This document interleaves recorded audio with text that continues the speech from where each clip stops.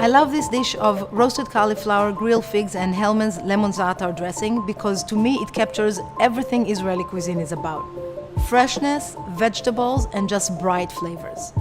You start by taking a whole head of cauliflower, trimming the green leaves, and crisscrossing the root end, not all the way through. That will promote even cooking.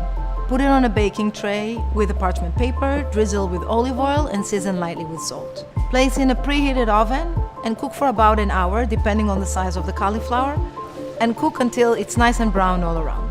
Cut the figs in half, drizzle with a little bit of olive oil and salt, and grill for about 2 minutes on one side.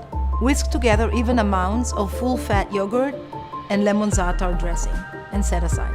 To plate, break the cauliflower into florets. Drizzle arugula with a little bit of the lemon za'atar dressing. Outline your serving plate with the yogurt lemon za'atar creamy dressing. Place the arugula in the middle.